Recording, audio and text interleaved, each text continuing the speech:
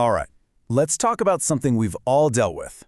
That slow drain, that stubborn clog. You plunge it, you pour some stuff down there, maybe you even get out the snake. And hey, it works. For a little while. But then, it's back. So frustrating, right? Well, what if I told you the problem isn't just the clog itself? I mean, this is the million-dollar question, isn't it? It feels like you're fighting the same battle over and over.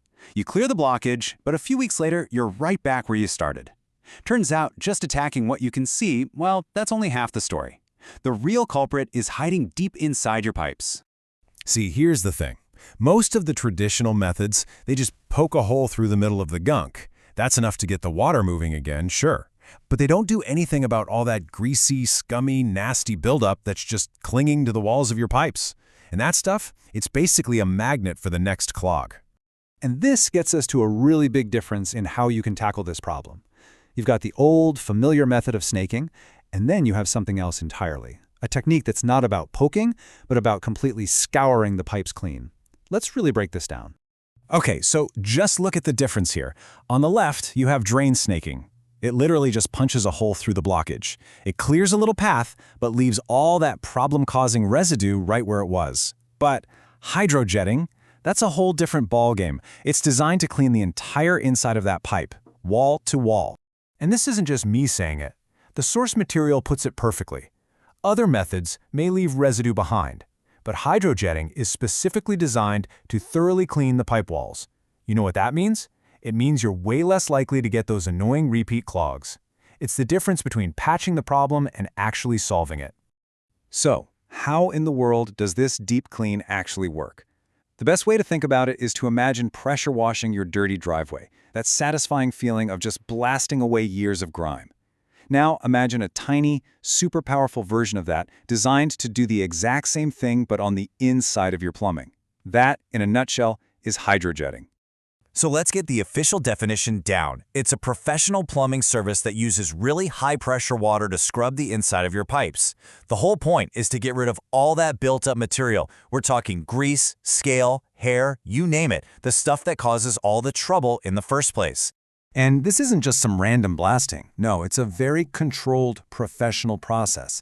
It almost always starts with a camera inspection, just to see what's going on in there and make sure the pipe is in good shape. Then a special jetting hose is fed into the pipe. And then the magic happens. High-pressure water scours the walls clean, and all that gunk just gets flushed safely down the line. And what kind of stuff are we talking about blasting away? Oh, all the worst offenders. Those thick, sticky layers of grease from the kitchen sink, that gross soap scum from the shower drain, wads of hair, hard mineral scale that builds up over the years, even bits of food waste. Hydrojetting is powerful enough to strip all of it clean. Now, I know what you might be thinking. This sounds like just a ton of brute force, right? Just blasting water like crazy. But it's actually a lot more sophisticated than that. It's a technique that requires both incredible power and a whole lot of precision. And that precision really comes down to two key things that only a trained professional can manage. First, the nozzle. They choose a specific one based on the kind of clog and the size of your pipe. Some blast forward, others spin around to scrub the walls. And second is the pressure itself. It's adjusted very carefully, strong enough to clean everything out, but not so strong that it could ever damage the pipes. It's a real balancing act. And I really have to stress this next point. With water pressures this high, this is absolutely 100% not a do-it-yourself project. This is a job for trained pros who know exactly how to match the equipment to your home system to get it done safely and correctly. Okay, so we've covered the what and the how. Now for probably the most important question of all. Is this super powerful cleaning solution actually the right move for your home and your pipes? Well, the benefits are pretty huge, especially if you're just sick and tired of those clogs that keep coming back. I mean, it cleans the pipe walls completely, not just the clog. It gets rid of the very buildup that causes the issues to begin with. That means you're much less likely to see repeat backups, your drains just work better overall, and you can even use it for maintenance to keep things from ever getting bad. Okay, but let's be real for a second. As amazing as it is, it's really important to understand that hydrojetting isn't the fix for every single plumbing problem out there. It's not a silver bullet, and using it in the wrong situation, well, that could actually make things worse. So when is it a no-go? Basically, anytime a pipe has serious structural damage. If a pipe is badly cracked, if it's already collapsed, or has some other major issue, blasting high-pressure water through it is a really bad idea. For those problems, you're looking at a repair or a replacement, not a cleaning.